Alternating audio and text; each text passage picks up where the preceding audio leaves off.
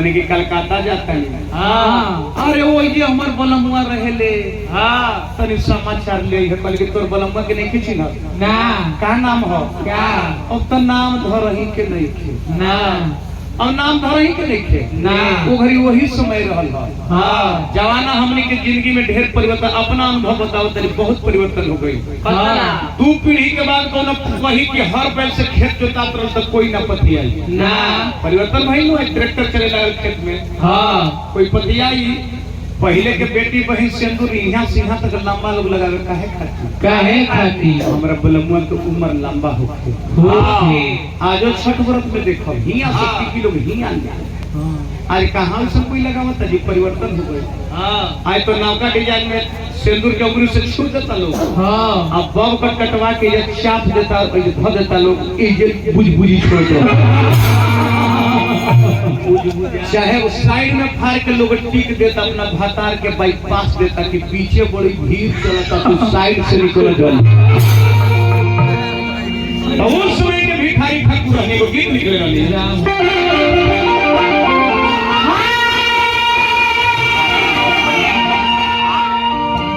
कहले कि तोर बलमुआ के नाम का हरे महान आत्मा फतेहलाल के पोता बाबू गोलू कुमार जी। गोलू कुमार बाबू आप पढ़िया लिखी हो हर खानदान के नाम रोशन करी हम पढ़ला ले बढ़िया कौन चीजें नहीं थे। शिक्षा वो शेरनी का दूध है जो जितना पिएगा उतना दहाड़ेगा।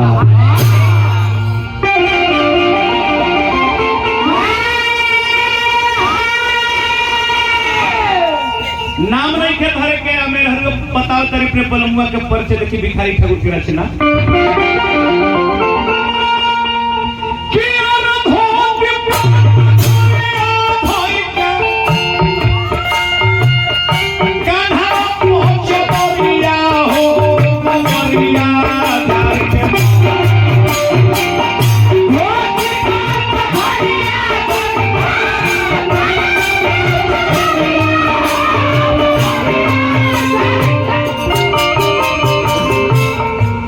घूमत होई हन कौन सहरिया हो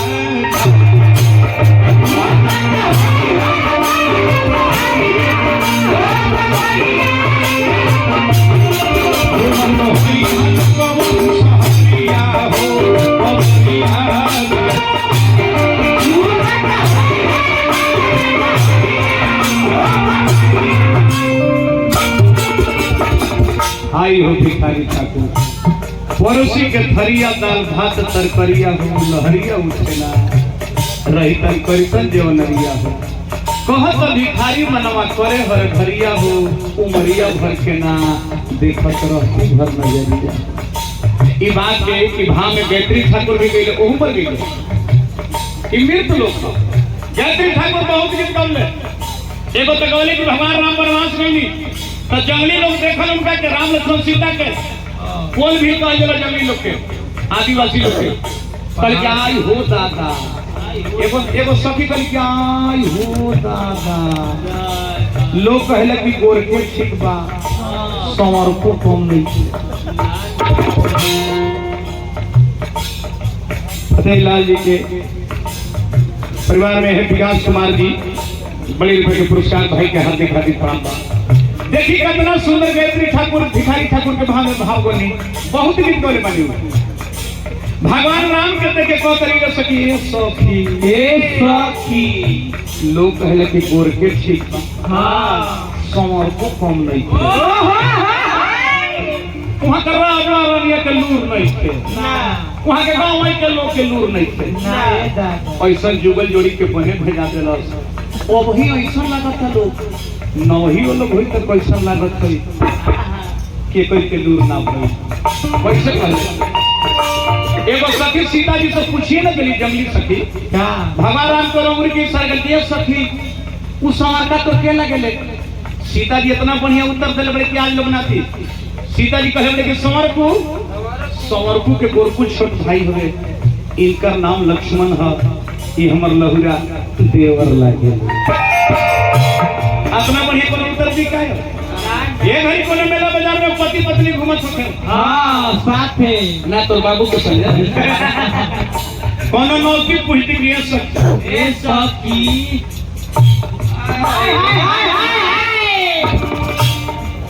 की तरके लगेले रे ये हो तो सीता जी सब बोली ना कही ये हमार हस्बैंड ला कहाँ दुनिया जा रहा है वही गायत्री ठाकुर गा के गई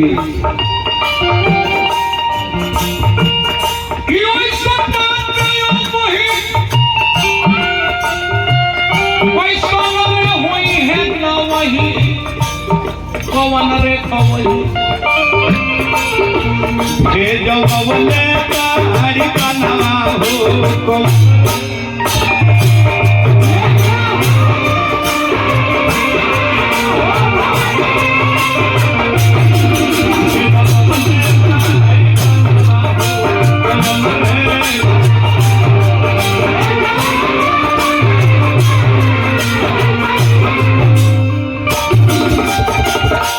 सुदर्शन यादव भी भिखारी ठाकुर के भाव में गीत गावेले हनुमान जी के वंदना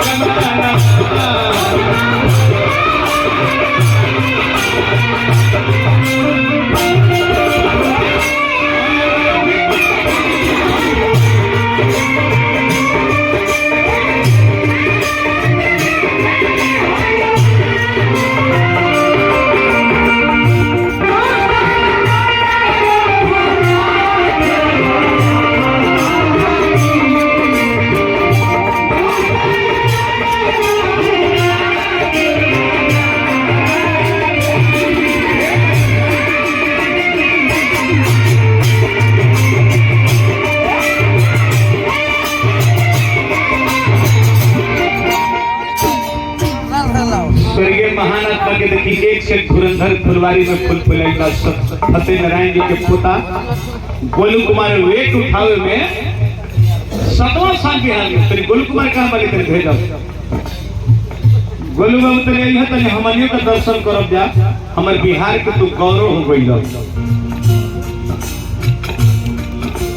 रितेश कुमार खुर्की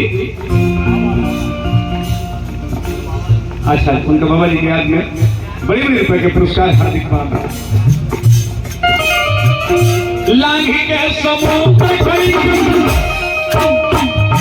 लखवा तो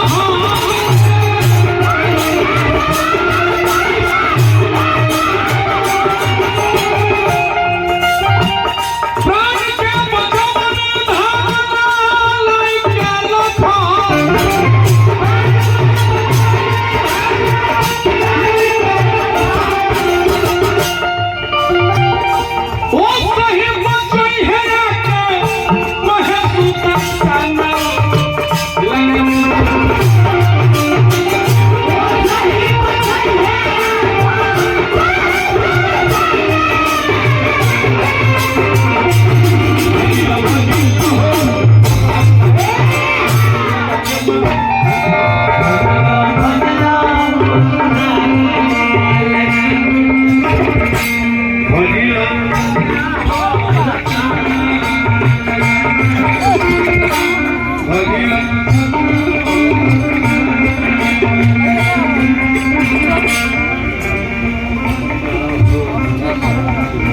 जग में सुंदर है दो नाम चाहे कृष्ण को हो या राम राम राम और कृष्ण में ज्यादा अंतर नहीं है नहीं उड़ान बोले कि जग में सुंदर है गोलू कुमार जी है आई